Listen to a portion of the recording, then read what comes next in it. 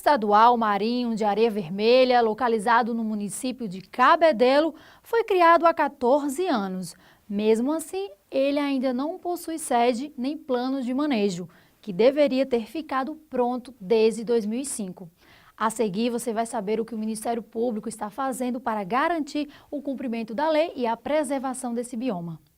O município de Cabedelo é privilegiado de belezas naturais que encantam quem é da terra e milhares de turistas que visitam a cidade portuária. Uma das principais atrações é a Ilha de Areia Vermelha, um banco de areia de cerca de 2 quilômetros que aparece sempre em baixa mar. Um ótimo lugar para banhos em piscinas naturais, repletas de corais e vida marinha em águas cristalinas. Porém, a beleza deste lugar está constantemente ameaçada pela falta de fiscalização e manutenção do poder público.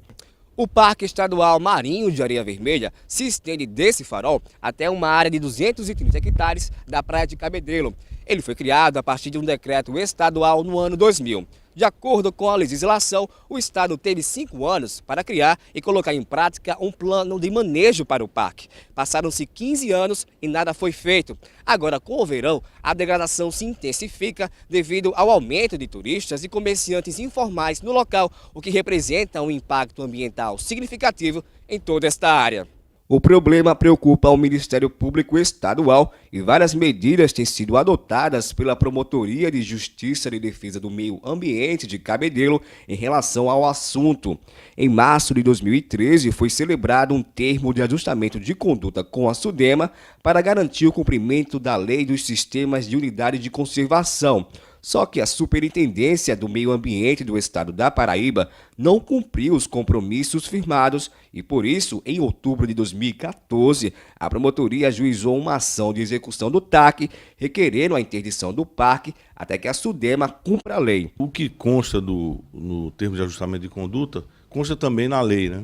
E como decorreu quase 2 anos sem que a empresa que gerencia o Parque Estadual Marinho de Areia Vermelha cumprisse essas obrigações, foi ajuizada uma ação de execução do TAC para que as cláusulas nele contidas fossem cumpridas. Britney é estudante americana e está visitando a Areia Vermelha pela primeira vez.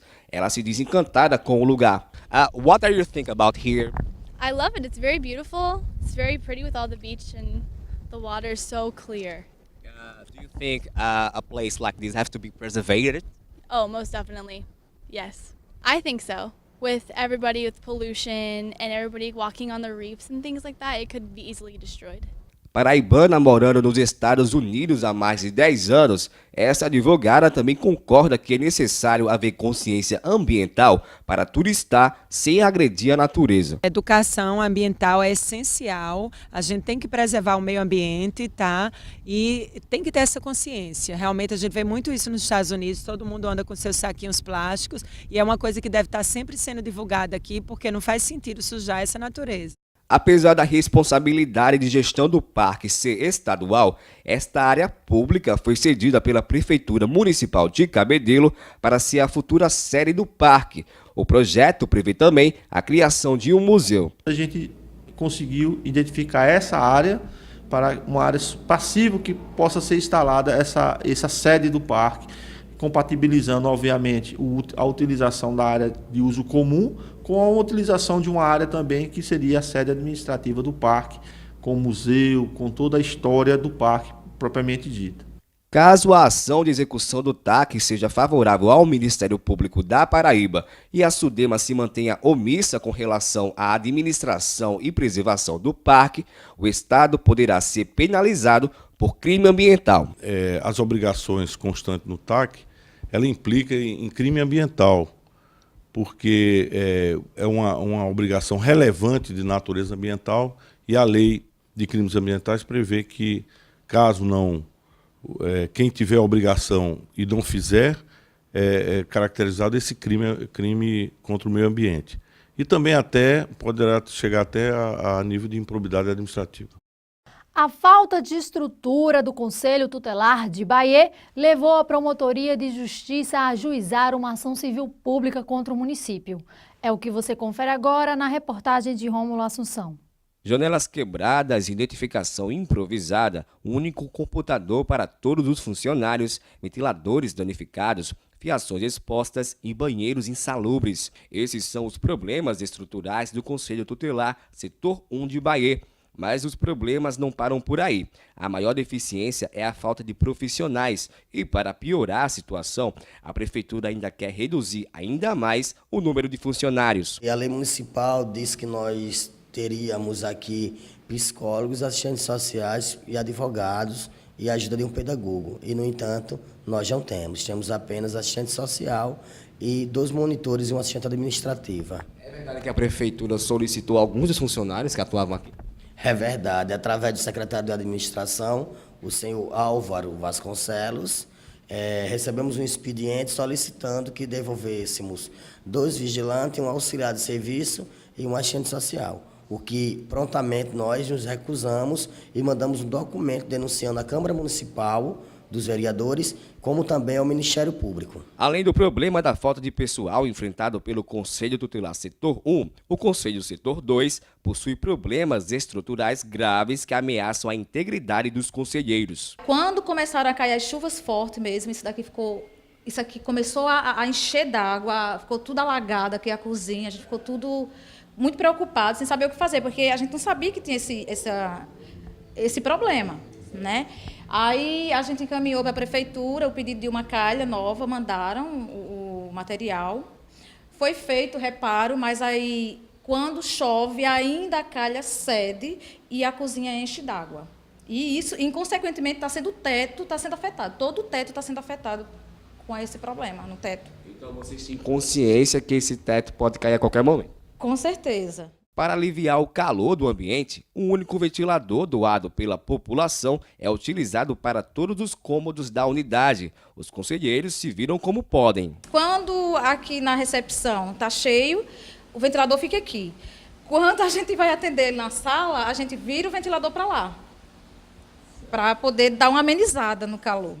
O Ministério Público instaurou inquérito para apurar a falta de estrutura e de pessoal das 2 sedes e constatou as irregularidades. Por isso, a Promotoria de Justiça de Bahia ingressou com uma ação civil pública para que a Prefeitura estruture adequadamente o espaço físico e a equipe técnico-profissional dos 2 conselhos tutelares do município. Nós entramos com várias ações, inclusive para gestação de políticas públicas para atender esse segmento, criança e adolescente, e também para estruturar os conselhos.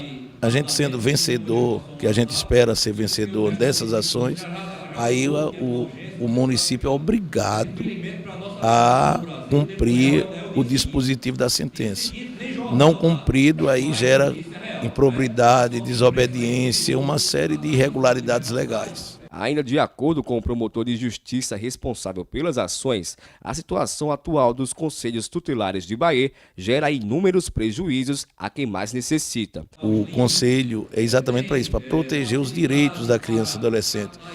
Os prejuízos são inqualificáveis, são incalculáveis. E quem é que vai sofrer esses prejuízos? Sempre a população invisível, o pobre, aquele que precisa ser resgatado.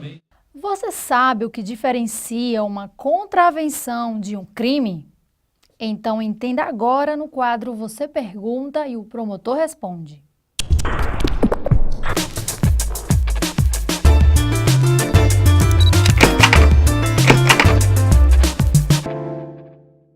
Tanto o crime quanto a contravenção são espécies de infração penal, que significa uma conduta que afronta a norma, não é? O sistema normativo. A diferença básica, né, entre o crime e a contravenção é que a contravenção penal, sem exceção, toda ela é tida como uma infração de menor potencial ofensivo, não é? E que está sujeita à aplicação de uma sanção mais branda. Está sujeita a uma pena de prisão simples ou de multa, ou ambas cumulativamente aplicadas. E o crime, não é uma infração penal mais grave do que a contravenção penal. Nem todo crime é infração de menor potencial ofensivo. Tá? Então, os crimes podem ser de menor, médio e de grave potencial ofensivo. E a diferença básica é que os crimes, eles podem ser punidos com pena de reclusão e detenção, cumulado ou não com pena de multa. É essa a diferença básica, a distinção básica entre crime e contravenção. Vamos poder visualizar explicando o porte de arma. O porte de arma de fogo é um crime. Portar arma branca é uma contravenção, não é? A faca, que é uma espécie de arma branca, tem uma potencialidade lesiva bem inferior à de uma arma de fogo, não é? Daí porque se classifica o porte de arma de fogo como crime e o porte da arma branca como uma contravenção penal. No próximo bloco, não perca a entrevista com a promotora de justiça Paula Camilo Amorim, que vai falar sobre guarda compartilhada dos filhos.